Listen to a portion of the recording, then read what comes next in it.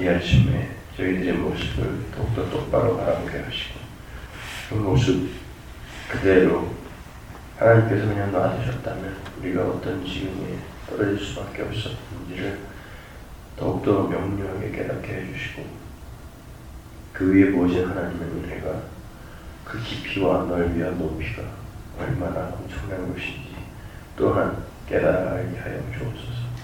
예수님 이름으로 기도합니다. 아멘. 사무엘하 12장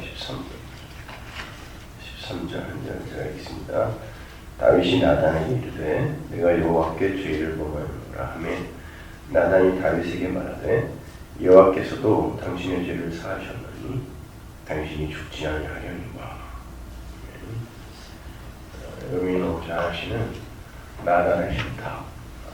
그 이후에 이제 다윗이 자기 죄를 바라보게 되자 이제 나단이 하나님의 그 용서의 선포를 해주는 그런 장면이죠. 여기에서는 우리가 이제 죄에 대한 그런 실체, 본질 그런 것들을 좀 읽어낼 수 있어야 되는데 그 죄라는 거 여러분 한번 잘 생각해 보세요. 죄라는 것이 우리의 삶 속에서 우리가 구원받고 난 이후에 우리의 삶 속에서 이렇게 조금씩 이렇게 잘려 나가는 것입니까? 뭐 형상화시켜서 말씀드리면 우리 안에 죄가 꽉 차 있는데 예수를 믿고 우리가 그런 말씀을 배우고 익히고 하는 그런 과정 속에서 이 죄가 조금씩 이렇게 밀려나가나요?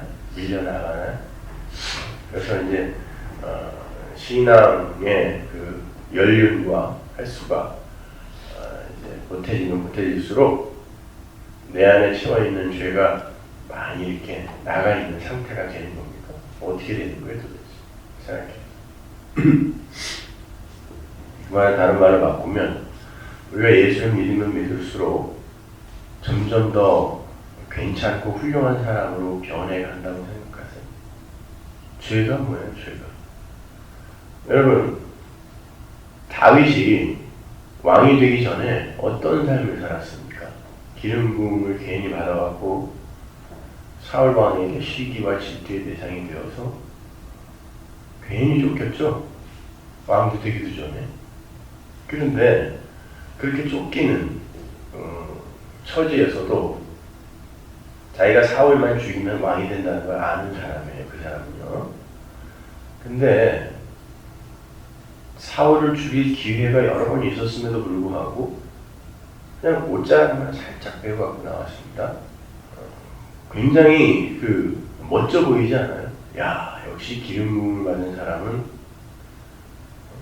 그 정도의 어떤 인품과 그 정도의 그 삶을 갖고 있어야 되지 않겠는가. 우리에게 이제 보여주는 그런 삶 같죠? 내가 여호와의 기름 부음 받은 자를 어떻게 내가 죽이겠느냐. 세계의회 부목사, 수석 부목사라는 사람이 와갖고 그 다윗이 그렇게 이야기를 했으므로 사울은 구원받은 사람이 맞다라고 저한테 웃기다가 박살나고 돌아갔는데 난 도대체가 어떻게 신학교를 어딜 나왔는지. 여호와의 기름 부음 받은 자를 내가 죽일 수 없으니까 나는 절대 나를 죽이려고 하는 사울이라 할지라도 죽일 수 없다. 멋져 보이죠? 게다가 사울이 죽었다는 소식을 들었을 때 다윗이 진정으로 진심에서 우러나는 슬픔, 애도의 그런 모습을 보였어요.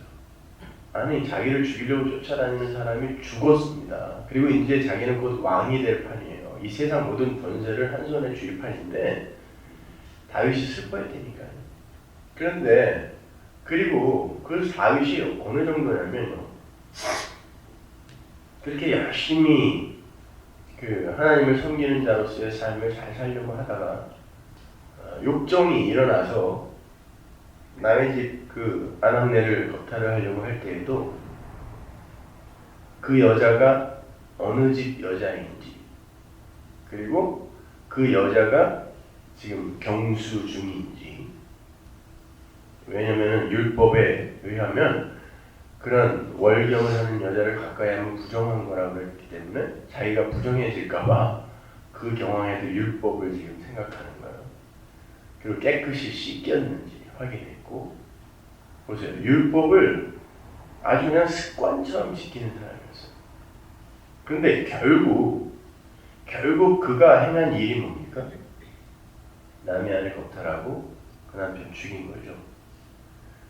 그러면 그 전에 그 사람이 하나님을 섬긴다고 행했던 모든 행위들과 그리고 나서 이 사람이 지금 이제 왕위에 오른 지도 꽤 되어서 배에 기름기가 차서 전쟁에도 안 나갔던 그런 시기란 말이죠. 어떻게 된 거예요? 죄가 지금 점점 밀려나와서 성숙이 돼야 되는데 예전에 오히려 더 성숙했던 모습을 보인 이런 사람이 말년으로 흘러가면 갈수록 이상한 사람이 되죠. 솔로몬 같은 사람 보세요.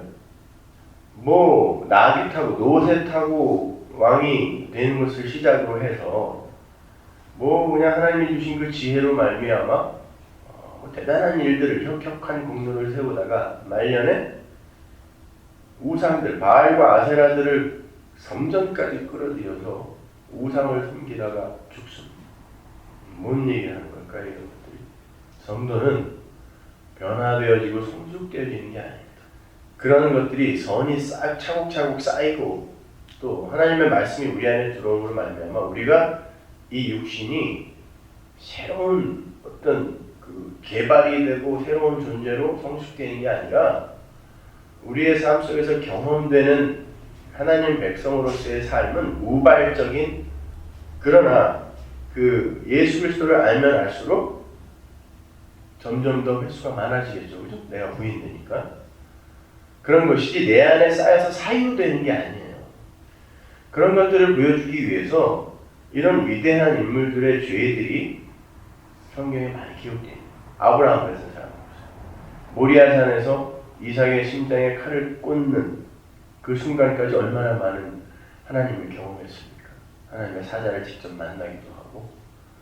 그런데 그 이후에 또 수많은 첩들을 데려다가 많은 자식들을 낳았죠. 그래서 어떤 사람은 그 사람이 도대체 그 후에 뭘 먹었길래 그걸 연구하는 사람이 있었다고 합니다. 왜 그런 모습들을 성경이 보여주는 줄 아세요?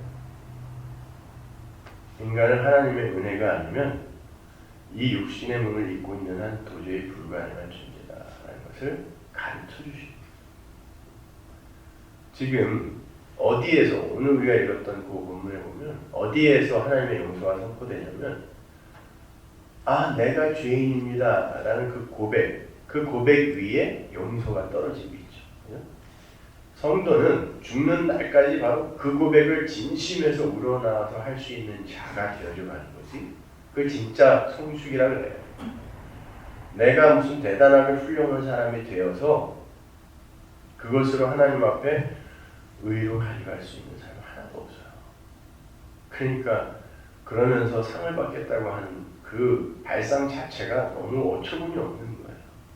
여러분 다윗이 그때까지 이렇게 밧세바를 범하기 전까지 행했던 많은 일들이 우리 눈으로 봤을 때 아주 훌륭한 일들이잖아요. 그것들이 하나님 앞에서 업적과 공로가 되었다고 생각하세요? 그러니까 그래서 그런 것들이 쌓였는데 다윗이 실수를 하는 바람에 하나님이 이렇게 상쇄시켜준 건가요? 아닙니다. 그러한 것들 또한 하나님 앞에서 다 쓰레기라는 것, filthy rag, 더러운 옷이라는 것을 하나님이 좀 확증해 주시는 거예요. 우리의 삶 속에서 나오는 그 어떤 행위도 하나님 앞에 의로 보여질 수가 없어요. 근데 어떤 것만 의로 하나님 앞에 상달이 되냐면 내 안에서 예수가 행하신 일만. 그러니까 성도들의 옳은 행실을 하나님께서 보고 그들을 천국으로 끌어당기신다고 했는데 계시록에 보면 그 옳은 행실이 흰 옷이죠. 근데 흰 옷은 예수의 피에 씻은 옷이란 말이에요. 그러니까 예수의 예수의 행위에 의한 그러한 우리 안에서 나오는 그 믿음과 그런 은혜로 말미암아 격발되는 어떤 것들, 그런 것들만 하나님 앞에 의로운 행위가 되는데 그것 또한 예수의 의지 우리 게 아니란 말이에요. 그러니까 우리는 예수라는 옷을 입지 않으면 절대 그 어떤 행위를 갖고도 하나님 나라에 들어갈 수가 없어요. 그러니까 인본주의적 낙관론, 그러니까 사람은 가능성이 있기 때문에, 이게 알미니안주의고 로만 캐톨릭이죠. 사람은 가능성이 있기 때문에 개발하고 교훈하고 교육하면은 얼마든지 변화될 수 있다라고 그렇게 사람들의 자존심을 챙겨주는 거, 그게 바로 마귀가 하는 짓인 것입니다. 우리 이예수 집사님 친구분이 로만 캐톨릭에 다닌다는 분이 저에게 이메일을 해서 거기에 대해서 아주 장문의 질문을 하셨더구만요. 그러니까 이게 발상 자체가 인간에 대한 자존심을 절대 못 놓는 거예요. 왜 우리도 할 수 있는데 그런 것들을 순간순간 부수는 게 이런 사건들인 거예요. 다윗의 사건. 봐라. 사람이라는 존재가 얼마나 무기력하고 어둡고 추악한 존재인지 한번 보라는 거예요. 그렇게 훌륭해 보였던 다윗이 결국 그 율법, 자기의 행위를 갖고 무엇을 하더냐. 결국 지 유익만 챙기지 않더냐라는 거예요. 지 유익을 위해서는 그 자기의 충신이었던 그 부하의 목숨을 끊는 것도 아무렇지도 않게 행하는, 부하가 전쟁터에 나가서 거기서 살해당하는 그 순간에 그 부하의 아내를 품고 지친 데서 뒹굴 수 있는 게 인간이라는 거예요. 다른 사람도 아니고 다윗이. 아니 어떻게 인간이 그럴 수 있어? 이런 생각하지 마세요. 그럼 여러분 아직도 인간의 실체에 대해서 아직 모르는 거예요. 여러분 자신이 그런 존재란 말이에요. 나의 유익. 근데 보세요. 나라는 존재가 내 인생의 중심이 되어버리면요, 인간은 눈이 멀어요. 다른 거에 관심을 못 둡니다. 객관적인 판단이 어려워요. 요압이 전쟁터에서 무슨 큰 실수를 했죠. 사무엘하 11장에 보면 나와요. 그 이제 가서 다윗과 함께 보고를 해야 되잖아요. 그러니까 전령에게 가서 전쟁터의 이 상황을 보고해라라고 하면서 자기의 잘못을 감추기 위해서 왕이 뭐라고 혼내시려고 하시거든 우리아가 죽었다라고 이야기해라. 요압은 다윗 입안에 놀았던 혀처럼 다윗을 알던 사람이에요. 다윗에게 순종했던 사람이고, 그러니까 대단한 심리학자의 사람. 그러니까 자기가 대단하게 이렇게 욕을 먹을 일을 해놓고 실수를 한 거죠. 그래서 다윗의 관심을 어디로 끄냐면, 다윗이 지금 오매불망 관심을 두고 있는 우리아의 죽음에 관심을 두게 만드는 거예요. 그러면 그 잘못이 덮어질 거라는 걸 아는 거죠. 실제로 그랬죠. 다윗이 대노하여 이게 어떻게 된 일이냐 할 무렵에 우리아가 죽었습니다. 그러니까 그래? 그리고 넘어가 버렸어요. 이게 죄의 무서움입니다. 여러분이 어떤 어떤 대상, 상대방과 관계를 맺고 있는 사람들과 부탁 해놓고 나중에 이제 시간이 좀 이렇게 지나고 감정이 가라앉았을 때, 캄다운 됐을 때 생각해보면 그때 내가 꼭 그렇게까지 할 필요가 있었나? 이런 생각될 때 많죠. 인간이 나가 중심이 되면요, 다른 것들이 안 보여요. 진짜 중요한 것들, 전장의 상황 같은 것들이 다윗의 귀에 하나도 안 들어왔어요. 우리아가 죽었나 안 죽었나. 그래서 하나님이 바로 그 나를 죽여가는 걸 신앙생활이라고 하는 거예요. 그 나가 죽었을 때 점점 판단이 객관화되게 돼요. 나단이 와서 마치 다른 사람 이야기처럼 그런 이야기를 쓱 돌려서 다윗의 죄를 지적했을 때, 다윗이 나가 빠지니까 판단이 객관적으로 나오죠. 그럼 죽여야 된다고. 지가 죽어야 되는 건데, 다윗은 자기가 자기 인생의 중심이 되고 주인공이 되어 있을 때에는 객관적 판단이 어려웠어요. 그런데 다른 사람 이야기처럼 이제 나가 빠진 상태에서 다른 사람 이야기로 그 이야기를 들었더니 올바른 판단이 서는 거예요. 그때 나단이 뭐라고 그러냐면, 당신은 하나님을 경험히 여겼다고 해요. 그러니까 우리 인간의 모든 죄는 나와 하나님이 아무 관계없는 존재라는 그 발상, 그리고 내가 우주의 중심이라는 그 발상에서 시작되는 거죠.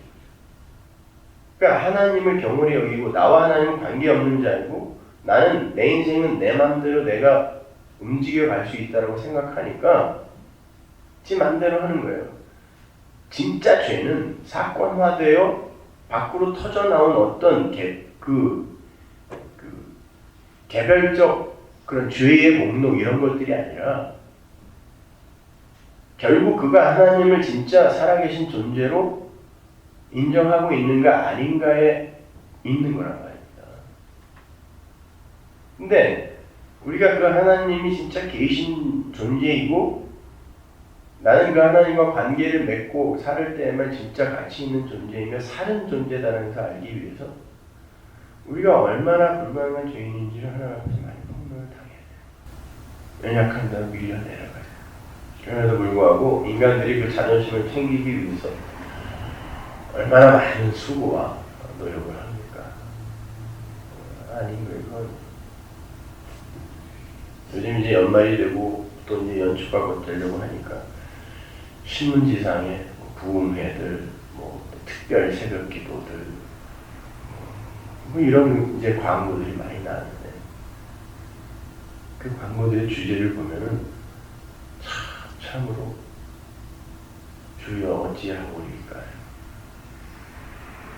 돈도 안 내는데 그냥 신문을 따박따박 기독교계 신문 한 4-5개나 돼서 그만요. 그냥 따박따박 보내줘요. 나중에 한꺼번에 돈 차지하려고 하는 거지. 근데 보면은 전부 2011년에 비전, 내지는 우리의 소원, 성취, 문제 해결 이런 것들이 다 그 부흥회나 특별 집회들의 주제더라고요. 주제. 하나님은 죽으라고 그러고 니들의 비전, 야망 자꾸 죽여가라고 그러는데 교회라고 하는 사람들이 오히려 그런 것들을 세워놓고 그냥 하나님이 있던 말든 자기들이 원하는 마음을 열심히 추구하고 있는 거예요. 그건 아니에요, 여러분. 절대로 우리 인간들이 이 세상에서 자기들의 야망과 비전을 챙겨가져서는 안 돼. 교회의 비전? 마찬가지예요. 교회의 비전이 뭐예요? 욕망하는 인간들이 합의해 놓은 비전이잖아요. 그게 어떻게 올바른 것이 될 수가 있겠습니까? 교회는 스스로가 비전을 갖고 비전을 세우고 하는 것이 아니라 하나님께서 이끄시는 대로 하나님의 비전에 의해서 끌려가야 돼요. 그러면 그들이 진짜 위대하고 큰 일을 행하게 되어 있는 것이지 그것도 하나님의 일이지만 절대로 우리가 생각하고 추구하는 것들은 다 우리의 의가 되어서 결국 나중에 하나님 앞에서 다 폭로되게 되어 있어요. 보세요. 다윗이 하나님의 사람이기 때문에 하나님 마음에 합한 자라고 했죠. 하나님 마음에 합한 자라는 건 그의 행위나 그의 모든 삶이 하나님이 보시기에 참 기특하고 괜찮았단 말이 아니라 하나님 마음이 그의 마음을 덮친 자라는 뜻이에요. 응? 하나님이 끌고 가시기로 작정한 자가 하나님 마음에 합한 자란 말입니다. 그러니까 그들의 삶 속에서는 그들이 과연 하나님의 은혜가 없으면 어떤 존재일 수밖에 없는가가 드러나는 거라니까요. 로마서 3장 20절이 뭐라 그래요? 율법은 우리의 죄를 드러내려고 하는 것이지 우리를 고치려고 준 게 아니라 그러잖아요. 그러면 우리의 죄가 드러나고 하나님의 말씀, 율법이란 말이에요. 하나님의 말씀이, 성경이 이 하나님의 말씀이 우리가 죄인임을 드러내고 그리고 그 죄에 덮여있는 하나님의 은혜가 어떤 것인지를 우리에게 알리고 교훈하려고 하는 것이라면 우리는 이 말씀이 떨어지는 이 교회 안에서 신앙생활을 어떻게 해야 되냐고요. 제가 죄인 맞습니다. 이걸 계속 하나님 앞에서 진짜 아주 적나라하게 폭로당해야 돼요. 다른 사람들은 어떨까요? 율법 지키면서 열심히 행위하면서 결국 이게 잘 사는 거야. 나는 사울도 2번이나 살려줬고 사울이 죽였을 때 진심으로 슬퍼했다. 그러니까 나는 괜찮은 사람이야. 이리로 가는 거야. 그걸 하나님이 칭찬할 거라고 생각하는 그런 오만과 이런 것들을 하나님 우리 인생에서 깨시는 거예요. 그러니까 여러분들이 그 연약한 자로 폭로되고 할 때마다 그냥 인정하세요. 인정하고 그러한 내가 이렇게 불가능한 죄인이구나 라는 게 하나님 앞에서 폭로될 때 그 죄와 상관없는 그 삶에 대한 이 강한 열망이 내 안에서 당연히 생겨요. 그거는 열망과 그리고 나의 그 죄인됨의 자각은 함께 오는 거거든요. 동시에 오는 거란 말이에요. 그때 우리의 삶 속에서 거기에 대한 그 열심이 나올 때는 그럼 열심히 한번 해보는 거예요. 또 아니구나. 근데 나중에 보면 그게 전부 하나님이 우리의 삶 속에 허락하신 것이기 때문에 하나님의 그 은혜에 의해 우리에게 주어진 것이기 때문에 우리에게 자랑이 없게 되는 것이죠. 결국 맨 마지막에는 뭘 고백하고 가야 돼요? 내가 죄인 중에 진짜 괴수 맞습니다. 그때 하나님이 그래서 내가 예수 보내서 너 용서한 거야. 그건 끝이에요. 그게. 다른 거 없어요. 여러분이 이 삶 속에서, 이 인생 속에서 어떤 일을 어느 만큼 더 많이 했고 덜 했고는 아무 문제가 안 돼요. 그러니까 이렇게 아무 문제가 안 돼요 라는 말을 했을 때 그럼 이제 놀아야지. 이 사람이 성령 못 받는 사람. 아무 문제가 안 돼요. 그럴 때 감사의 눈물이 터져나와요. 아무 문제가 안 돼요 라는 이야기 들었을 때 내 과거가 쫙 보이면서 그러면 지금까지 내가 간혹했던 기특한 일도 하나님이 다 하신 거네요 로 가야지. 그럼 앞으로는 아무것도 안 해도 되겠네요. 이리로 못 간다니까요. 근데 이 어리고 유치한 인간들이 이 목사의 깊은 뜻을 헤아리지 못하고 하라고 그런다고 지랄을 떨고 하지 말라고 그러면 또 하지 말라고 그런다고 또 메일을 몇백 통씩 보내고 미치겠어요. 아니 하나님이 개인적으로 관여하는 분들 사람들이 왜 목사의 말을 자꾸 이해 흔들리고 저리 흔들리고 그러냐고. 목사는 예수를 소개하고 그 예수를 소개하면서 우리의 삶 속에서 행하시는 성령의 일과 또 우리의 삶 속에서 나오는 잘못된 우리의 의를 그렇게 분별시켜주고 구별시켜주기 위해 이야기를 하면 우리 목사님이 하라 그랬다 하지 말라 그랬다 또 지들끼리 막 싸워요 또. 그런 게 있는데 하라 그랬대 아니래 하지 말라 그랬다. 전 그런 말 한 적 없어요. 거기에 초점이 있는 게 아니라 왜 예수가 이 땅에 내려오셔서 죽을 수밖에 없었는가. 저는 그 이야기에 초점을 두고 하는 거란 말입니다. 그러니까 예수를 믿으세요. 그 예수만 꼭 붙드시면은 천국 가는데 지장 없습니다. 아무 지장 없어요. 기도하겠습니다. 하나님 은혜를 감사합니다. 아버지 하나님, 저희들은 그렇게 무력하고 무익한 존재입니다. 그럼에도 불구하고 우리 하나님, 우리의 삶 속에서 이렇게 열심을 부여가며 또 이렇게 말할 수 없는 탄식으로 우리를 이끌고 가시는 정말 찬송하고 찬송합니다. 하나님, 그렇게 하나님의 열심에 맡겨진 우리의 삶, 감사와 기쁨 속에서 찬송 속에서 열심히 끌려가게 하여 주옵소서. 예수님의 이름으로 기도합니다.